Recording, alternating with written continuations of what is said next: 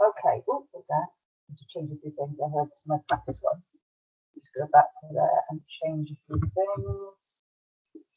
I start. Okay, so I'm going to show you girls how to design on 2D design for the second task in this project. Now, if you haven't got 2D design, don't worry about it. You can just draw straight into paper. But I'm going to show you how to use 2D design to design a plan view looking from above as if you were a bird, the boxes that you're going to design. So the first thing you want to do is go to gridlock and change. So to get to gridlock, I'll just cancel that for a sec. To get to gridlock, you hover your mouse over it and you right click your mouse. And gridlock will come up and you click 5 and 5 and go to OK. So what that means is the dots are now 5 millimeters apart.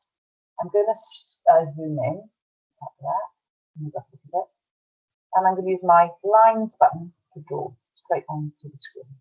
So you can see I'm drawing the thickness of my wood. This is really important that you're drawing the thickness of your wood.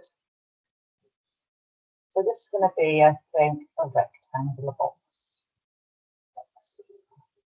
I'd like to see the thickness of your box, even if you're drawing it by hand.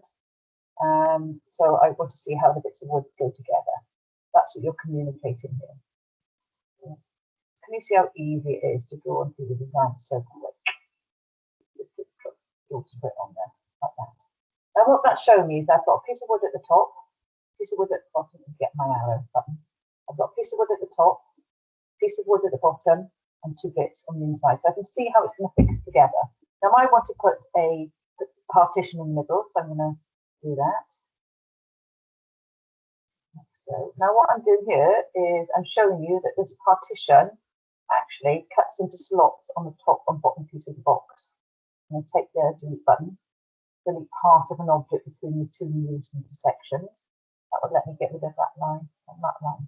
So now we can see that that slots in that bit of wood, and that's called a housing joint. We're going to be practicing those in school.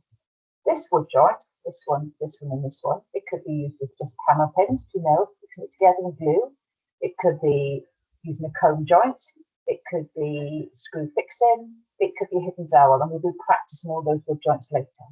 I also want to have 4 compartments. So I'm going to take my line button and I'm going to just make another compartment. So you can see how easy it is to do your designs from plan view. I'm going to use that with that. Again, that's a housing joint. That's a housing joint.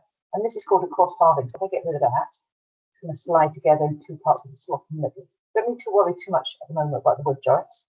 And also I asked you to put a lid on it, so it's easy to draw a lid. Now obviously it needs to be exactly the same size as the one on there. So what I could do, let's do it a different way. I could just take that button there, which drew perfect, and I could just do that. Make it exactly the same size. And then I could take the arrow button, put that, and move it across.